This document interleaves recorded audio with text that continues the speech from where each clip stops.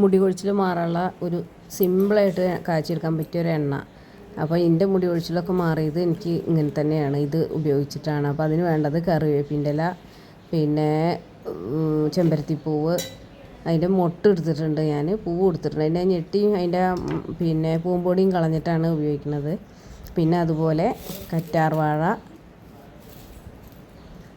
ഇത്രയും സാധനങ്ങളാണ് എടുത്തിട്ടുള്ളത്.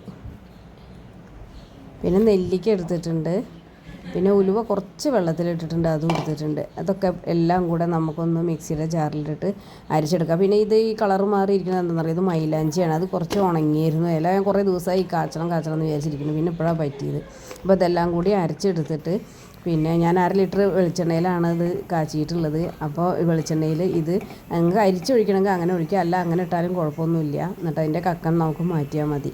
അപ്പോൾ ഇതൊന്ന് കാച്ചി ഇതിൻ്റെ നിറം മാറുന്ന വരെ, അതായത് ഈ പൊട്ടലൊക്കെ നിൽക്കും, തിളയ്ക്കലൊക്കെ നിൽക്കും, കക്കൻ പിടിച്ച് അങ്ങനെ ഇങ്ങനെ ഒരു ഇതുണ്ടാവും, എല്ലാം ക്രിസ്പി ആയിട്ട്. ആ സമയത്ത് നമുക്ക് തീ അണച്ച് വെച്ചിട്ട് ഇത് ചൂടാറിയാൽ നമുക്കൊരു ഗ്ലാസ് ബോട്ടിലോ എന്തെങ്കിലും ഒഴിച്ച് വെച്ചിട്ട്, പിന്നെ ഡെയിലി ഉപയോഗിക്കുന്നവർക്ക് ഡെയിലി 3 തുള്ളി വെച്ച് ഉപയോഗിക്കുക. അല്ലാതെ ഒന്നരാടാണെങ്കിൽ അങ്ങനെ, ഇനി ആഴ്ചയിൽ ഒരു ദിവസം തല കഴുകുന്നവരാണെങ്കിൽ അങ്ങനെ കഴുകിയിട്ട് ഉപയോഗിക്കുക. അപ്പോൾ ഇതൊന്ന് എല്ലാവരും ഒന്ന് പരീക്ഷിച്ച് നോക്കണേ. ഇനി ഇതിൻ്റെ ഡീറ്റെയിൽ വീഡിയോ ഇടണമെങ്കിൽ ഞാൻ ഇടാം, കാരണം എൻ്റെ മുടിയൊക്കെ കൊഴിഞ്ഞു പോയിട്ട് രണ്ടാമതും വന്നതാണ് ഇതൊക്കെ.